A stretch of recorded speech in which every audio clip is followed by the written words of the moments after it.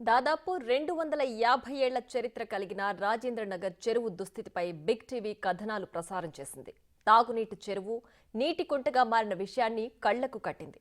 10 ఏళ్లు అధికారంలో ఉన్న బీఆర్ఎస్ చెరువు గురించి పట్టించుకోలేదని, ప్రస్తుత ప్రభుత్వమైనా దానిపైన దృష్టి సారించాలంటూ వరుసగా కథనాలు ప్రసారం చేసింది. అసలు ఆ చెరువు కథేంటో మరోసారి చూద్దాం.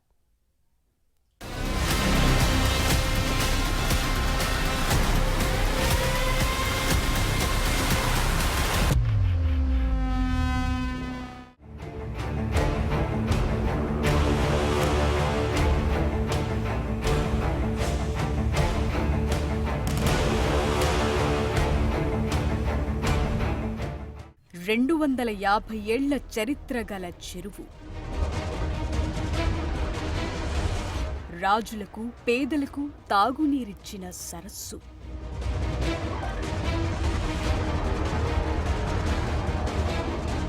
చరిత్రను చెరపట్టిన అక్రమార్కులు.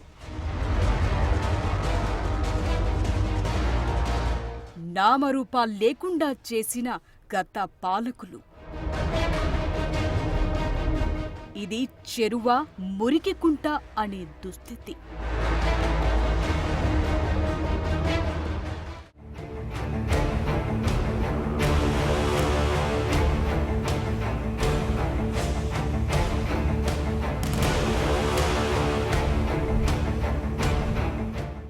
ఇది ఓ చెరువు కథ. చెరువు గురించి చెప్తూ మురికిగుంట చూపిస్తున్నారేంటి? అసలిక్కడ చెరువెక్కడుందని ఆశ్చర్యపోకండి. ఇప్పుడు మీకు కనిపిస్తోన్న ప్రదేశంలో ఒకప్పుడు చెరువుండేది. అవును, 100 ఏళ్లపాటు ఎంతోమంది దాహార్తిని తీర్చింది. క్రమంగా కబ్జాకు గురై ఇదిగో ఇలా మురికికుంటగా మారింది.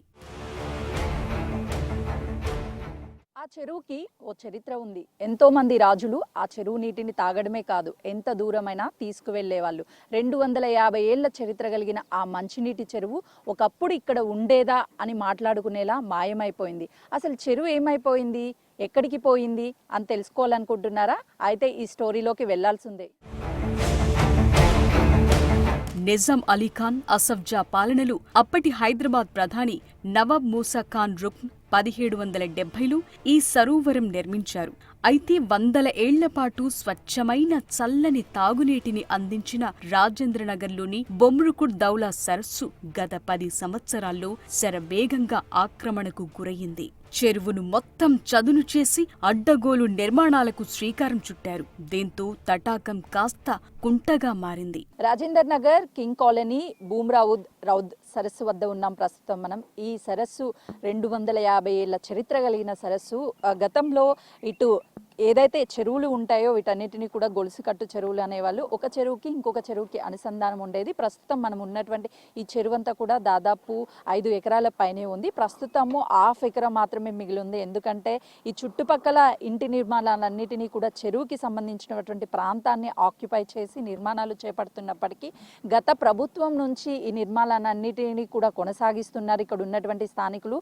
ఆ పెద్దల అండదండలతోనే ఈ మొత్తం కూడా వ్యవహారం నడిపిస్తున్నారు. ఎందుకంటే చెరువులకి సంబంధించినటువంటి ప్రాంతాన్ని కబ్జా చేయాలి అంటే ఖచ్చితంగా కూడా వీటి వెనక ఒక బడా నాయకుడు ఉన్నాడు స్థానికంగానని చెప్పేసి అనేక ఆరోపణలు వస్తున్నాయి. ప్రస్తుతం మనం చెరువును చూస్తున్నాం కదా, ఈ చెరువులో ఉన్నటువంటి వాటర్ ఎంతో స్వచ్ఛంగా ఉండేవి. ఎందుకంటే గతంలో ఈ వాటర్ని అటు రాజులు 250 ఏళ్ళ సంవత్సరాల క్రితం నుంచి కూడా ఒక మంచి ఈ వాటర్ని తాగడము, అదేవిధంగా దూర ప్రాంతాలకి రాజులు తీసుకువెళ్తారు అని చెప్పేసి ఈ చెరువు గురించి ఎన్నో స్టోరీలు కూడా ఉన్నాయి. కానీ ఎంతో చరిత్ర ఉన్నటువంటి ఈ చెరువు కబ్జా అవుతున్నప్పటికీ అటు అధికారులు ఎవరు పట్టించుకున్నటువంటి పరిస్థితి ఉంది. ప్రస్తుతం మనం చూస్తున్నాం కదా, చెరువులో ఉన్నటువంటి నీటిని తాగే నీటిని ప్రస్తుతం గేదెలు ఏవైతే ఉంటాయో ఆ గేదెలు స్నానం చేస్తున్నటువంటి పరిస్థితి ఉంది. అంటే చుట్టూ కూడా అటు మొత్తం గ్రీనరీ పెరిగిపోయింది. అంటే ఈ మొక్కలు ఏవైతే ఉంటాయో గుర్రపు డెక్క అంటారు, ఇదంతా చెరువులో అటు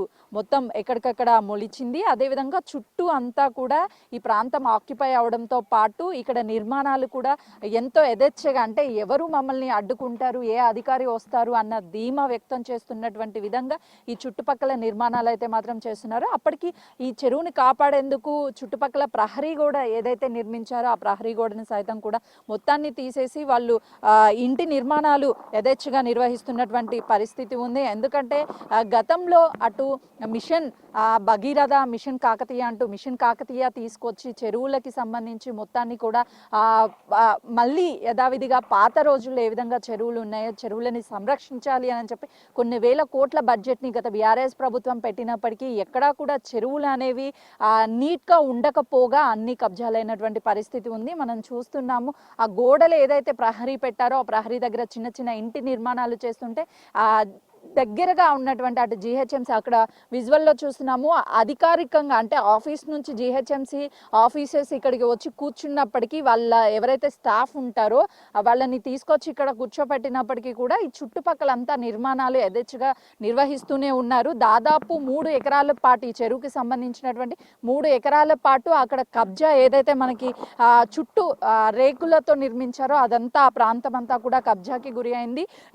ఈ చెరువుకి సంబంధించినటువంటి ప్రాంతాన్ని 3 ఎకరాలని కబ్జా చేసిన అధికారులు కూడా ఎందుకంటే వెంచర్ చేయాలంటే ఖచ్చితంగా అటు హెచ్ఎండిఏ కావచ్చు, అదేవిధంగా జీహెచ్ఎంసీ కావచ్చు, లేదంటే స్థానికంగా కార్పొరేషన్ అయితే కార్పొరేషన్, మున్సిపాలిటీలు అయితే మున్సిపాలిటీలు పర్మిషన్స్ ఇవ్వాలి. కానీ ఎక్కడా కూడా ఇలాంటి పర్మిషన్స్ లేకుండా యథేచ్ఛగా ఇలాంటి నిర్మాణాలు చేస్తున్నారు. అధికారులు ఏం చేస్తున్నారు? ఇప్పటికే అటు కాంగ్రెస్ ప్రభుత్వము చెరువులు కావచ్చు, అదేవిధంగా వీటన్నిటిని సంరక్షించాలి, ఎన్ని చెరువులు ఉన్నాయి, ఎంతెంత కబ్జా అయింది, ఇప్పుడు ప్రస్తుతం ఎన్ని ఎకరాలు చెరువు ఉంది అనే దాని మీద పూర్తి స్థాయిలో కూడా వర్క్ చేస్తున్నటువంటి పరిస్థితి ఉంది. కాబట్టి ఇప్పటికైనా సరే ఈ ఏదైతే చెరువు కబ్జా అవుతుందో ఈ కబ్జాని తీసుకువెళ్ళాలి, ప్రజల దృష్టికి తీసుకువెళ్ళాలి, అధికారులకి తీసుకువెళ్ళాలి అని చెప్పేసి బిగ్ టీవీ చేస్తున్నటువంటి చిన్న ప్రయత్నం. ఎందుకంటే ఎంతో ప్రాముఖ్యత ఉన్నటువంటి ఈ చెరువు, ఎందుకంటే తరతరాలు చెప్పుకోవాల్సినటువంటి ఈ చెరువు గురించి ఇప్పుడు ఒకప్పుడు ఇక్కడ చెరువు ఉందా, ఇది మంచినీటి చెరువా, రాజులు తాగేవాళ్ళ అనే ఒక క్వశ్చన్ మార్క్గా ఈ చెరువు గురించి చెప్పాల్సి వస్తుంది. చుట్టుపక్కల ఉన్నటువంటి కాలనీ వాసులు కూడా ఈ చెరువు ఫ్లోటింగ్ వర్షం వచ్చినప్పుడు చెరువుకి సంబంధించినటువంటి నీరంతా కూడా ఎఫ్టీఎల్ కావచ్చు బఫర్ జోన్లో కొంతమేరకు స్టోరేజ్ ఉండాలి. కానీ ఆ నీరు నిల్వ ఉండకుండా మొత్తం కబ్జా చేయడం వల్ల పక్కనే ఉన్నటువంటి కాలనీస్లోకి వాటర్ ఫ్లోటింగ్ వెళ్ళి వాళ్ళు కూడా చాలా ఇబ్బంది పడుతున్నామని చెప్తున్నటువంటి పరిస్థితి ఉంది.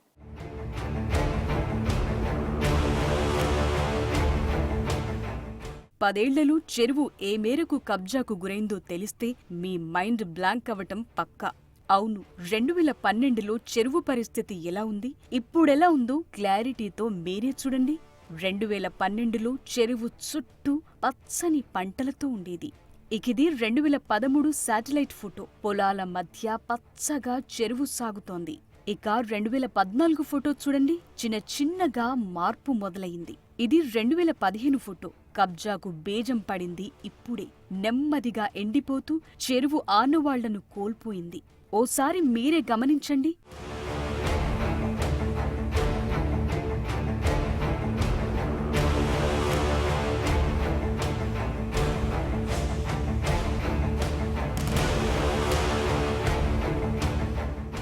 ఇక 2017 విషయానికొచ్చేసరికి మీరే చూడండి, చెరువు కళ కోల్పోయి ఆక్రమణకు ఎలా గురయ్యిందో. చెరువు చుట్టూ గోడను కట్టి వెంచర్ లేపారు, రోడ్డు నిర్మించారు. 2018కొచ్చేసరికి చెరువు క్రమంగా దాని రూపాన్ని కోల్పోయి చెరువు చుట్టూ ఇళ్లొచ్చేశాయి. 2019కి ముందున్న ప్రహరీ గోడను ఇంకా చెరువులోకి తీసుకొచ్చారు. చెరువు సామర్థ్యాన్ని తగ్గించి వెంచర్లలో రోడ్లు వేశారు. 2020లో కట్టడాలు పెరిగిపోయాయి. 2022లో దాదాపు ఇళ్లు కట్టేశారు. క్రమంగా చెరువు ప్రాబల్యం కోల్పోతూ వచ్చింది. 2023 వచ్చేసరికి ఇది పరిస్థితి. చెరువు తగ్గి చుట్టూ ఇళ్లు పుట్టుకొచ్చాయి. ఇది 2024. అవును, ఇప్పుడు ఓవరాల్ గా చెరువు మరో పక్క ప్రహరీ గోడ కట్టి మరో ల్యాండ్ రెడీ చేశారు. చూశారుగా, గత 10 సంవత్సరాలుగా చెరువు ఏ మేరకు కబ్జా అయి కుంటలా మారిందో.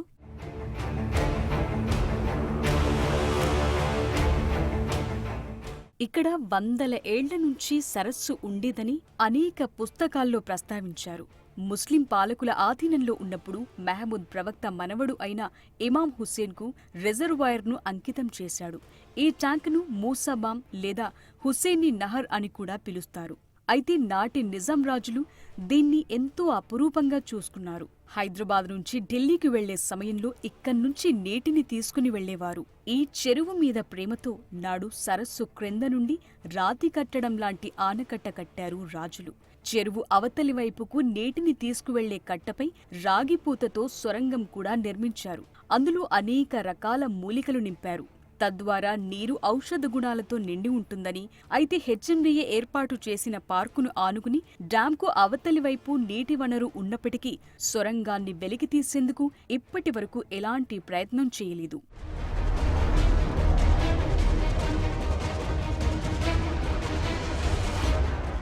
నిజాం కాలంలో రిజర్వాయర్ కఠినమైన నిఘాలో ఉండేది. కేవలం స్వచ్ఛమైన తాగునీటి కోసమే దీన్ని నిర్మించారు. ఇక్కడ స్నానం చేయటానికి, బట్టలు ఉతకటానికి, గేదెల స్నానాలు వంటి కార్యక్రమాలను నిషేధించారు. అంటే ఈ చెరువును నాడు రాజులు ఎంత అపురూపంగా చూసుకున్నారో మీరే ఆలోచించండి. అలాంటి చెరువు అభివృద్ధి చేయకపోగా గత ప్రభుత్వ హయాంలో చెరపట్టారు. ఇష్టాను రీతిగా వ్యవహరించి సొమ్ము చేసుకున్నారు. బామ్రుక్ను ఉద్దౌలాను ఆక్రమించటానికి చాలా సంవత్సరాలుగా అనేక ప్రయత్నాలు జరిగాయి. ఆక్రమణలపై నేషనల్ గ్రీన్ ట్రిబ్యునల్లో కేసు కూడా పెండింగ్లో ఉంది. ఆ తరుణంలో సర్వే నంబర్ 42లో 6 ఎకరాల భూమి తమదేనని ఓ వ్యక్తి హైకోర్టును ఆశ్రయించాడు.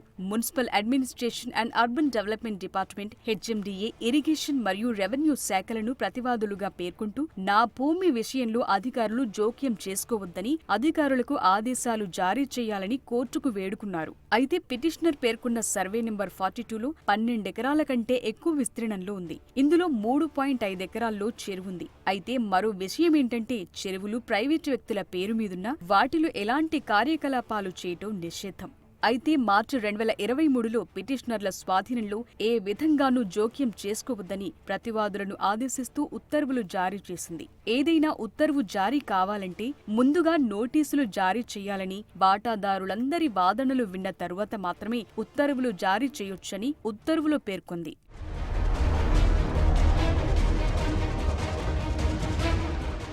ఈ కబ్జాలను ఆపటానికి గత ప్రభుత్వం ఎలాంటి ప్రయత్నాలు చేయలేదు. పైగా పొరుగున ఉన్న రాఘవేంద్ర కాలనీ వాసులు చెరువు కబ్జాతో వర్షాకాలంలో కాలనీలు నిండిపోతున్నాయని పోలీసులను ఆశ్రయించారు. అనంతరం కలెక్టర్కు లేఖ రాశారు. అయితే ఈ విషయం కోర్టు పరిధిలో ఉండడంతో పోలీసులు కేసు నమోదు చేసేందుకు నిరాకరించారు. ఇక క్షేత్రస్థాయి అధికారులు ఆక్రమణలు అడ్డుకునే ప్రయత్నం చేసినప్పటికీ వారిపై బెదిరింపులకు దిగుతున్నారు అక్రమార్కులు. కబ్జాదారులు చెరువుల స్థలాలను కూడా బహిరంగంగా ఆక్రమిస్తున్నారంటే పరిస్థితి ఎలా ఉందో అర్థం చేసుకోవచ్చు. మరోవైపు సర్వే నంబర్ 42లో ఆక్రమణకు గురైన 12 ఎకరాల భూమి తనదని చెప్తున్న వ్యక్తి దగ్గర ఎలాంటి ఆధారాలు లేవని స్థానికులు చెప్తున్నారు. ఎవరైనా అడగటానికొస్తే చంపేస్తానని బెదిరిస్తున్నారని, దీంతో ఏం చెయ్యలేని దీన స్థితిలో ఉన్నామని ఆవేదన వ్యక్తం చేస్తున్నారు స్థానికులు. 100 ఏళ్ల ఈ చెరువు ఏ మేరకు కబ్జాకు గురైందో చూశారుగా. చెరువులు కబ్జాకు గురవుతున్నాయని గత కొన్ని దశాబ్దాలుగా పర్యావరణవేత్తలు, నగర జనం చెప్తున్నదే. అయినా దశాబ్దాల నిర్లక్ష్యంతో హైదరాబాద్ సహా శివార్లలోని చెరువులు ఒక్కొక్కటిగా మాయమవుతూ వస్తున్నాయి. సిటీ విస్తరిస్తుండటంతో కబ్జాదారులు చెరువు భూములపై కన్నేసి నిర్మాణాలు చేపట్టి జనానికి అంటగట్టి చేతులు దులుపుకుంటున్నారు. ఫైనల్ గా చరిత్ర కలిగిన చెరువులు నామరూపాలు లేకుండా అక్రమార్కుల దాహానికి ఆవిరైపోయాయి. గత ప్రభుత్వ హయాంలో మిషన్ కాకతీయ అన్నారు, నీళ్లతో చెరువులను నింపుతామన్నారు, కబ్జారాయిల కొరల నుంచి చెరువులను కాపాడుతామన్నారు. ఎవరు ఒత్తిళ్లకి తల ఉంచారో తెలియదు. 250 ఏళ్ల చరిత్ర కలిగినటువంటి చెరువు కబ్జా అవుతుంటే కళ్ళు మూసుకున్నారు. ఇప్పటికైనా రేవంత్ రెడ్డి సర్కార్ 250 ఏళ్ల చరిత్ర కలిగినటువంటి రాజేందర్ నగర్ చెరువుని కాపాడవలసిన బాధ్యత ఎంతైనా ఉంది. కెమెరామెన్ జనార్దన్తో సుజాత, రాజేందర్ నగర్.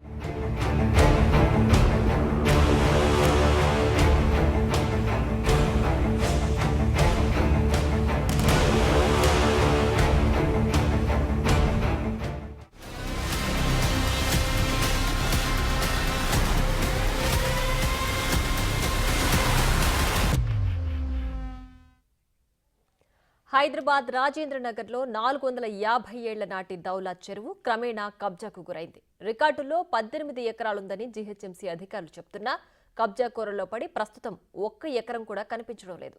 స్థానిక నేతల అండతో యథేచ్ఛగా చెరువు భూమి ఆక్రమణకు గురైంది. చెరువును పునరుద్ధరించాలని, అక్రమ కట్టడాలను కూల్చేయాలని పర్యావరణవేత్త లుబ్నా డిమాండ్ చేస్తున్నారు. చెరువు కబ్జా చేయడం వల్ల పర్యావరణం దెబ్బతింటుందని హెచ్చరిస్తున్నారు. మరింత సమాచారాన్ని మా ప్రతినిధి సుజాత అందిస్తారు. రాజేందర్ నగర్లోని బమ్రుక్ ఉద్దౌలా సరస్సు కబ్జా అయిందని బిగ్ టీవీ వరుస కథనాలు ప్రచురించింది. అయితే ఈ చెరువు ఎంత ఉంది, అసలుకి ఈ చెరువు గురించి ఎలాంటి కంప్లైంట్లు అటు ఎన్జిటికి ఇచ్చారు? ప్రస్తుతం లుబ్నా డాక్టర్ అదేవిధంగా పర్యావరణవేత్త ఉన్నారు. ప్రస్తుతం చెప్పండి మ్యామ్, అసలుకి ఈ చెరువు మొత్తం ఎన్ని ఎకరాలు ఉండేది? చూడండి, 2012లో కానీ 2014లో కానీ దీని మీద వచ్చిన ఏదైతే మీడియా రిపోర్ట్స్ ఉన్నాయో వాటన్నింటి లీడింగ్ మీడియా పేపర్స్లో అన్నిట్లో ఇది 104 ఏకర్ చెరువు అని వచ్చిందన్నమాట. వెరిఫై చేయడానికి ఆర్కైవ్స్లో చాలా పాత డాక్యుమెంట్స్ తీయాలి, ఎందుకంటే ఇది 450 ఇయర్స్ 450 సంవత్సరాల హిస్టరీ ఉన్న అప్పుడు కన్స్ట్రక్ట్ అయిన చెరువు కుతుబ్షాహీ జమానాలో. సో అయితే రుక్నుద్దౌలా అని ఎవరైతే అప్పుడు నవాబ్ ఉండేనో ఆయన ఇది కన్స్ట్రక్ట్ చేసిండు. అయితే దీని ప్రత్యేకత ఏంటంటే ఇది మొత్తం ఈ రాళ్లతో మీరు చూస్తున్నారు, మొత్తం గనెట్స్తో పెద్ద పెద్ద రాళ్లతో బండ్ కన్స్ట్రక్ట్ అయ్యి ఇది మొత్తం మనం నిలబడింది కొద్ది చెరువు. ఇక్కడంతా ఏదైతే నీళ్ళు సువేజ్ నీళ్ళు చూస్తే ఇవన్నీ ఇన్ఫ్లో ఛానల్. అయితే ఈ రాళ్లతో కట్టిన ఆ బండ్ కూడా ఎంత బాగా కట్టారంటే సైంటిఫిక్గా అలనాడు మీకు స్టెప్స్ కూడా అవసరం లేదు, దాని మీద అట్లా లోపలే ఇంకిబడిన స్టెప్స్ అన్నమాట. ఇప్పుడు కూడా ఉన్నాయి ఆ స్టెప్స్. అట్లాంటి ఆ బండ్ వెనకాలేమో అలీఫ్ బే అని ఉర్దూ శబ్దాలు ఏవైనా ఉంటాయో అట్లా బే ఆల్ఫాబెట్ షేప్లో వెనకాల ఈ చెరువు బండ్ వెనకాల ఒక బౌలి ఉంది, నెహరే హుసేని అంటారు దాన్ని. అయితే ఈ చెరువు యొక్క ప్రత్యేకత ఏదైతే చారిత్రకంగా హిస్టరీ రికార్డ్స్లో రాసిందో ఇరిగేషన్ రికార్డ్స్లో కూడా రాసింది ఏమంటే అప్పుడు ఆ నవాబు ఈ నీళ్లు ఇక్కడ నుంచి స్పెషల్ వాటర్ అంట, ఇక్కడ లోపల నుంచి స్ప్రింగ్స్ నుంచి వస్తున్న వాటర్ అంట. సో ఈ వాటర్ని ప్యాలెస్కి కూడా వెళ్ళేవి, ఈ వాటర్ నుంచి ఇదేమో మామూలు మనుషులు కూడా వెళ్ళేవి. అది కాకుండా ఆయన ఢిల్లీకి వెళ్ళినప్పుడు కూడా ఇక్కడ నీళ్ళే తీసుకెళ్లేవాడంట. అట్లాంటి నీళ్లు ఇక్కడ చారిత్రకమైన ఒక చాలా పెద్ద బోర్డు ఉండేది అక్కడ, నెహరే హుసేని అనేసి హజరత్ హుసేన్ పేరులో. సో 2018లో ఇది మొత్తం చెరువుగానే ఉండే, ఎన్జిటికి ప్రిన్సిపల్ బెంచ్లో ఉండే. 2022లో ఎన్జిటి ఢిల్లీ నుంచి అది ఎన్జిటి చెన్నైకి షిఫ్ట్ అయిందనమాట. ప్రిన్సిపల్ బెంచ్ ఎన్జిటి ఢిల్లీ వాళ్ళు చాలా సీరియస్గా అయ్యారు. అరవింద్ కుమార్కి నోటీస్ ఇచ్చారు, ఈ చెరువుకి ఏమైనా అయితే మొత్తం నీదే బాధ్యత అని చెప్తే 2019లో అరవింద్ కుమార్ అప్పటి మున్సిపల్ సెక్రటరీ ఆయనేమో వచ్చి మొత్తం సర్వే చేశారు. అప్పుడు చేవళ్ళ ఎంపీ లేరు ఆయనతో, కానీ హైదరాబాద్ ఎంపీ అసదుద్దీన్ ఓవైసీ ఆయనతో ఉండే. అది మొత్తం పబ్లిక్ డొమైన్లో వచ్చిన పిక్చర్స్ ఇవన్నీ. సో వాళ్ళందరూ సర్వే చేశారు. సో ఒక హైదరాబాద్ ఎంపీ సర్వే చేసిన తర్వాత కూడా ఆయన ఇల్లు ఇక్కడెక్కడ దగ్గరలో శాస్త్రిపురం ఉన్నప్పటికీ ఈ చెరువు ఇంత కబ్జా అవుతుందంటే మనం అందరం ఏమనుకోవాలో ఇక్కడ మనం ఆన్సర్స్ అందులో ఉన్నాయి. అయితే ఇప్పుడు 2018లో వెళ్తుండే west side of the lake మొత్తం ఎంక్రోచ్ అయి ఉన్నది.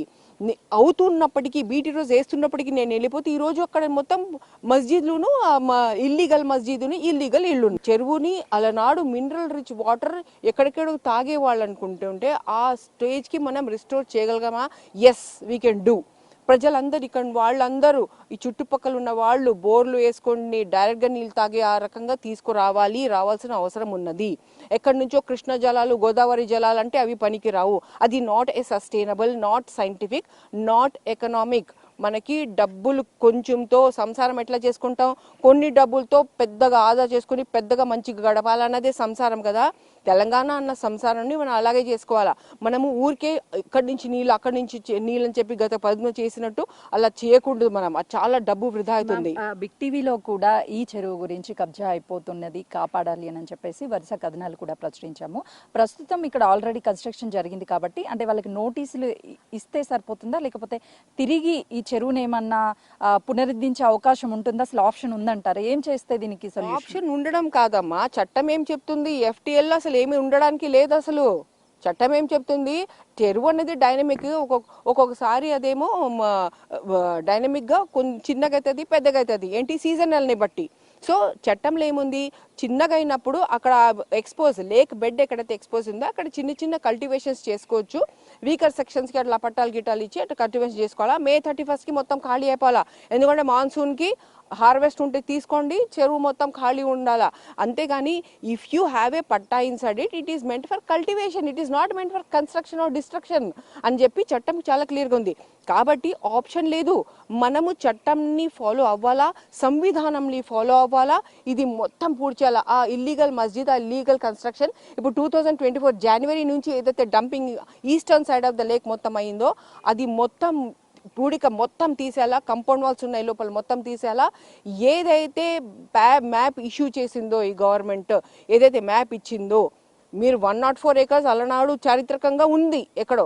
అయితే రాజేందర్ నగర్లో ఏదైతే బామ్రుక్ ఉద్దౌలా సరస్సు ఉందో ఆ సరస్సును కాపాడాల్సినటువంటి బాధ్యత ఎంతైనా ఉంది. ఎందుకంటే గత ప్రభుత్వము మిషన్ కాకతీయ అని చెప్పేసి ఎక్కడికక్కడ చెరువుల్ని సుందరీకరిస్తాము అని చెప్పేసి పెద్ద స్కామ్ జరిపింది. ఇప్పుడు బామ్రుక్ ఉద్దౌలా సరస్సు ఏదైతే ఉందో ఆ సరస్సును అయితే ఖచ్చితంగా కాపాడాల్సిన బాధ్యత ఉంది. అటు ప్రభుత్వం కేవలం నోటీసులు ఇచ్చి వదిలేయకుండా మొత్తాన్ని కూడా డిమోలిష్ చేసి, ఎందుకంటే ఢిల్లీ అటు సైడ్ ఇలాంటివి కబ్జాలు అయితేనే మొత్తం డిమాలిషన్ చేశారు. అదే జీవోని ఇక్కడికి తీసుకువచ్చి ఇదంతా కూడా చేయాలి అని చెప్పేసి డాక్టర్ అండ్ పర్యావరణవేత్త అయినటువంటి రుబ్మా చెప్తున్నటువంటి పరిస్థితి ఉంది. కెమెరామ్యాన్ వినోద్తో సుజాత, రాజేంద్ర.